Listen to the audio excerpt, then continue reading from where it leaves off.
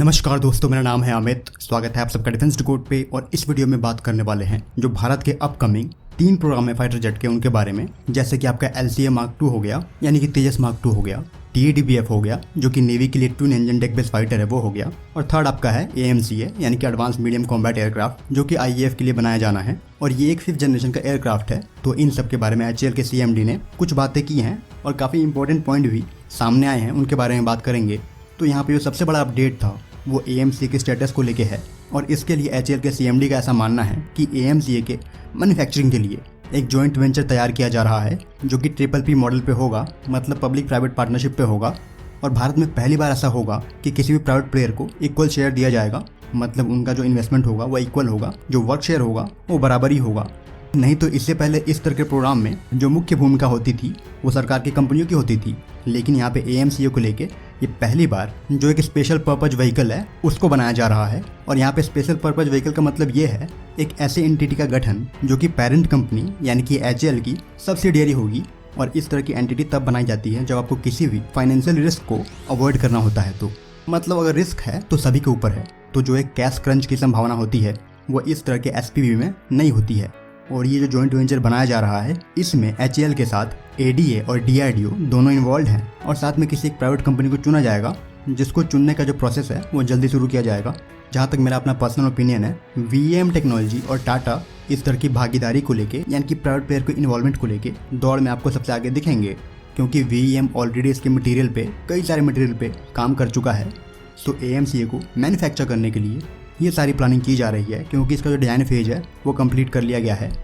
और ऐसी खबरें भी थी कि जो PSQR है, यानी कि preliminary staff qualitative requirement, PSQR को तय कर लिया गया था। तो इसको लेके भी कुछ रिपोर्ट थी।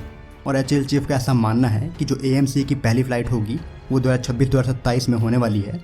CMD ऐसा मानते हैं और समझते हैं कि किसी भी 5th जनरेशन एयरक्राफ्ट को बनाने के लिए जो एक ट्रेडिंग है वो आपको करनी पड़ती है स्टेल्थ वर्सेस एरोडायनेमिक्स में। तो ये एक ट्रेडिंग आपको करनी पड़ती है, इन दोनों को आपको बैलेंस करना पड़ता है। और ये वो समझते हैं, इसीलिए जो तेजस मार्क 2 होगा उसमें भी कुछ हद तक जो स्टेल्थ कैरेक्टर है वो डालने की भी प्लानिंग है। तो टेक्निकली जो तेजस मार्क 2 होने वाला है वो 4.5 जनरेशन का फाइटर होगा। तो अभी आप जैसा कि जानते ही होंगे कि भारत के पास कोई भी जो 5वीं पीढ़ी का फाइटर जेट है वो नहीं है। और इस तरह के कई प्रोग्राम हम कैंसिल कर चुके हैं। तो इन सब चीज़ों को देखते हुए जो AMCA की इंपॉर्टेंस है वो बढ़ जाती है। जहाँ तक बात है twin engine deck based fighter को लेके, तो HAL चीफ का ऐसा मानना है कि ये जो तीनों प्रोग्राम हैं, यानी कि तेजस मार्क 2, TADBF और AMCA, ये अगले 7 से 8 साल में अपनी पहली उड़ान लेंगे।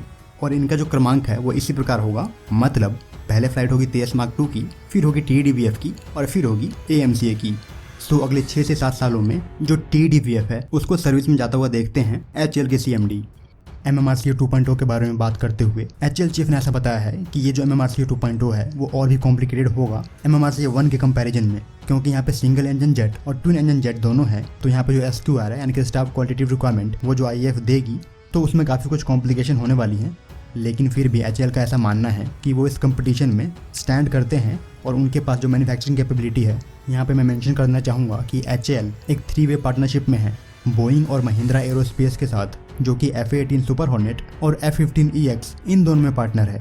यहाँ पे HAL के CMD का ऐसा मानना है कि सभी फीचर को SQR में डालना काफ़ी डिफिकल्ट होगा अगर एक ही कंपटीशन में ट्विन इंजन और single engine light weight category के जो फाइटर हैं वो भी इन्वॉल्व हैं। तो बहरहाल यहाँ पे वो कॉन्फिडेंट है MMRCA 2.0 को लेके। वहीं पे जो 83 LCA के डील में जो देरी हुई है उसको लेके HAL चीफ का ऐसा मानना है कि ये कोविड की वजह से हुई है।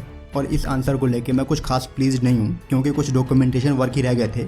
आपने जो नेगोशिएशन है वो कर लिया है IAF के साथ, ऑफिशियल जो क्लियरेंस है वो भी मिल चुका है। तो कुछ डॉक्यूमेंट वर्क ही रह गए थे, क्योंकि वैसे भी जो मैन्युफैक्चरिंग है वो 2023 से आप स्टार्ट करने वाले हो।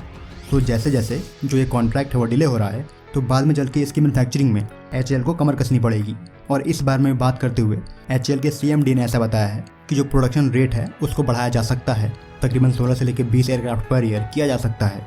वो दिन चले गए जब हम एक साल में 8 या फिर 8 से कम फाइटर जेट बनाते थे। उनका मानना अब ऐसा है कि जो फैसिलिटी है, जो मशीनिंग है, वो काफ़ी इंप्रूव हो चुकी है। और इन सब चीज़ों को देखते हुए तकरीबन 16 से 20 जेट पर ईयर मैन्युफैक्चर किया जा सकता है। तो यहाँ पे कुछ इस तरह का जो टाइमलाइन है, पहले तेजस मार्क 2 आएगा, फिर TADBF आएगा और फिर AMCA का जो पहला फ्लाइट है वो आएगा।